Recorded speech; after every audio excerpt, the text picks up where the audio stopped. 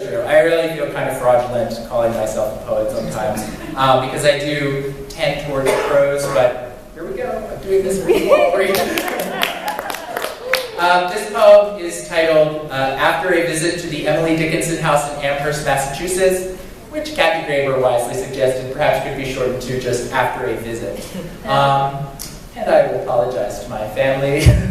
No, it's nothing to apologize for. But I had to have some sort of dramatic act, or in this case, acts at the end of the poem, so it's not truthful at the end, although my mother does get angry.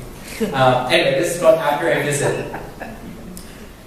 At the homestead, the four of us wander through the poet's tomb and wonder what was there when she would sit and scribble hymns. Naughty hand lapping at her white dress, thoughts of master. Here, such spare furniture now stands.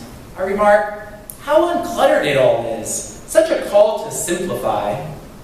Mother will return to her dining room and throw out half our furniture. Next door, the poet's brother lived. The poet would pass her brother's wife letters, letters, letters, but seldom crossed the lawn. There they kept each other at a cozy distance. Mother realizes, we're an Emily Dickinson family. Setting Thanksgiving for four, the other relatives deemed crazy.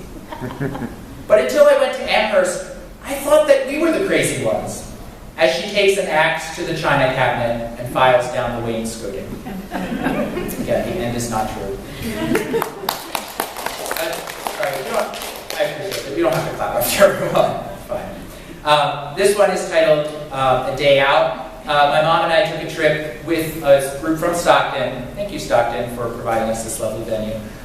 With a group from Stockton to the Holocaust Museum in DC last January. It was the first time I had ever been. And I don't know, the poem, I still don't really know what to do with it. In fact, there's this stanza that reads, I have no language for this yet, which is all italicized, and it feels like it's floating out of the poem, and I'm not even going to read it tonight because I'm just going to let it float away. And then I have these notes, because I think I must have turned this into Kathy at some point last spring. The notes are kind of funny in a way at the bottom. I write, I still rather like the overall rhythm progression to this. I took out the line in the film, which was meant to indicate that at the Holocaust Museum in DC, we had seen a short film of the German citizens being led through the concentration camp.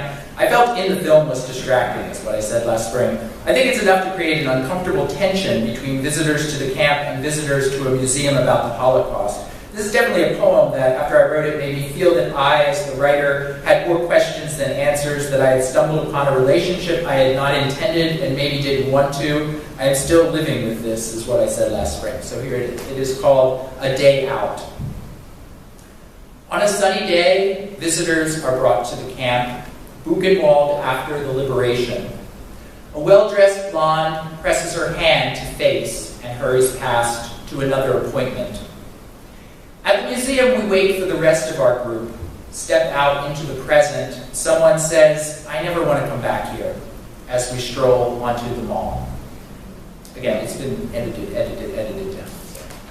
down. This one, as I was looking through things frantically today at school, I'm very tired. I found these two files next to each other. One was called Hot Bagels, and I was like, oh, hot bagels. I opened it up, it was like this angry poem about, like, you know, the only thing I care about in life are hot bagels, and everything, nothing else makes sense. And I was like, maybe not.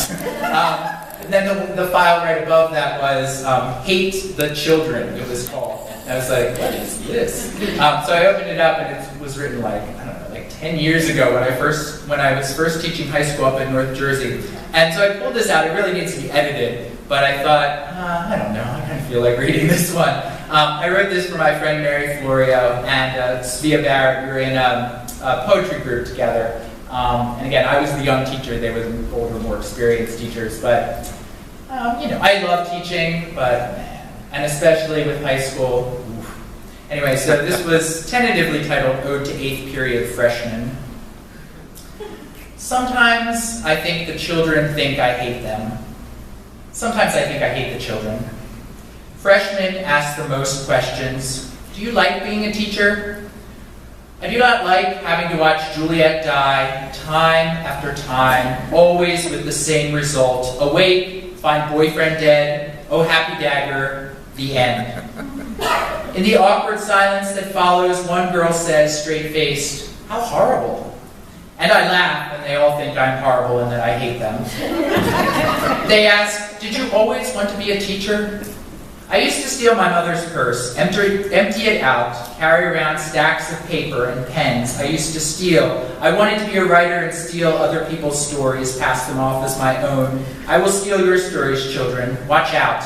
Will you be here next year? They will have to assassinate me first. Are we getting our tests back? Never. I didn't grade them. I ripped them up. I danced around in the garden, scattering the bits and pieces of your tests and essays like a ticker tape parade. It was fun. You should have seen it. You should have been there, kids. That's how I spent my Sunday. Is that girl sleeping? No sleeping in class, Juliet. Is she sleeping? Oh no, not again. Oh well. I've come to expect this. I've come to expect this question. Why do we have to do this? Because I hate you. Didn't you do the reading? Sometimes I think I hate you, children. But sometimes I think there can't be a hate worse than love.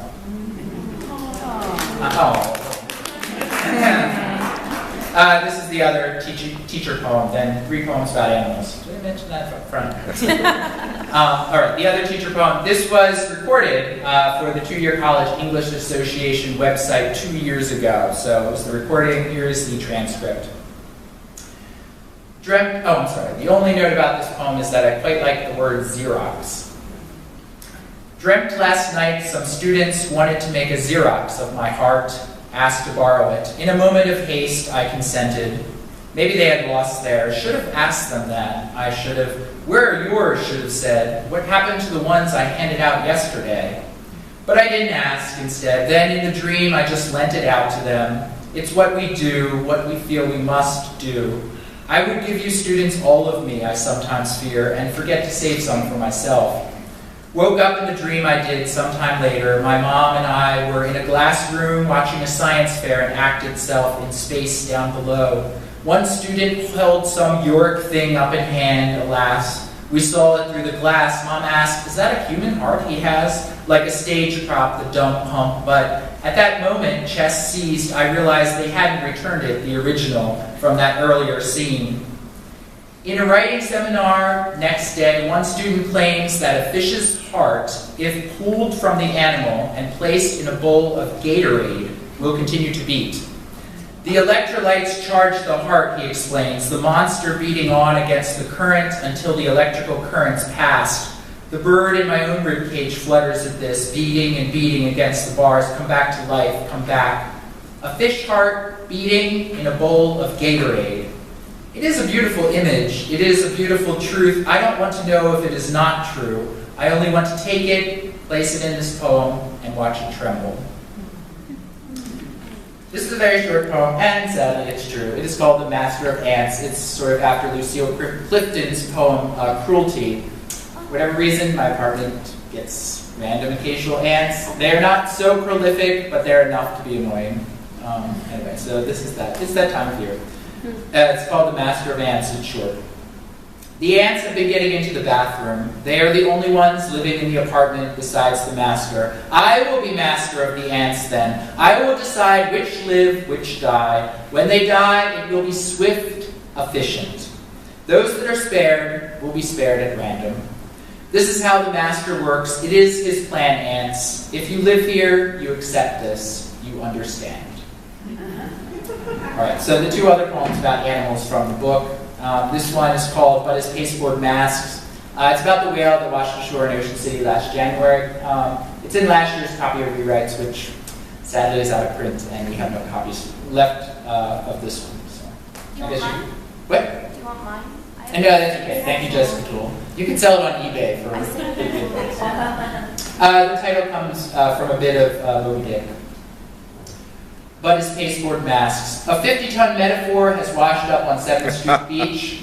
The news streams over social networking. We step out into the model day to bear witness to this beast, lemmings to the feast. The beast, thrown onto the deck of man as if by God, decomposes in the sand as obediently we arrive.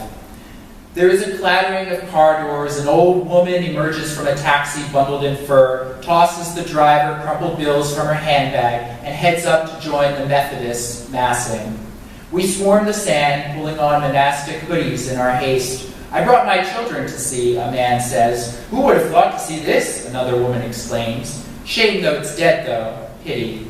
The metaphor delivered to us was dead, she means. Wind undulating its shivery, silvery blubber, mask of movement in the surf, coaxing and coaxing. Even so, the mass seems to metastasize in front of us, gaining momentum.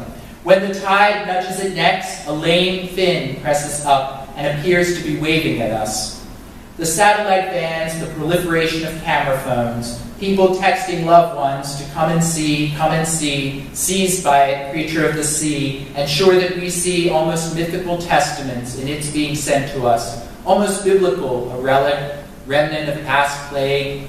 One feels sick as if it were something vomited up, not by the sea, but by us ourselves, made manifest on land as if to confront us, willed by a collective force, but not to give no comfort to us. The primordial metaphor has no eyes, but if one stares for too long, one forgets whether it is being compared to us or whether we are being compared to it. When I was a child, I had a book on metaphors, on the golden age of metaphoring, when men would take to masted ships in search of them, filled with lust for hunting and for the unknown. Pictures of men setting to wine-red sea with harpoons, clinging to the mooring as the metaphors crushed their ships to tremendous splinters. When many died from such sport, many more wished to die, but wouldn't. One child begins to cry and is taken away. The rest of us, preoccupied with work, turn from the beast back to the island town as the men from public works arrive to hatchet it up and to bury it deep and to bury it good. Last one, going along with the animals theme, is called The Minister of Cats. At the Anthony Corelli reading last year, a poet who Kathy brought in for us at the college, one of my students was sitting next to me, and I don't know, he was talking about something about how his friend had found this podium with a big cross on it that was left, by a dumpster somewhere. Obviously, the church had just discarded it. And I said, oh, well, you should rescue that. I said you could, bring it into your apartment. And then I started to think about things, and he had 3 cats. I was about to say a bunch of cats, which makes him sound crazy, but I guess 3 cats is acceptable, right? Anyway, so he has 3 cats, and I said, oh, you should bring it in. You could minister to your cats. And then I was like, all right, there it is. So this is called The Minister of Cats, and I will end with this one. In a housing development, the boy finds a podium left for trash, drags it from the curb into a spare cul-de-sac, declares, I am Minister of Cats, arrived in knitted cap to tell you what to expect from it. Neighbor beasts amass, including one confused toddler and a raccoon. The congregation yawns and begins to scratch itself.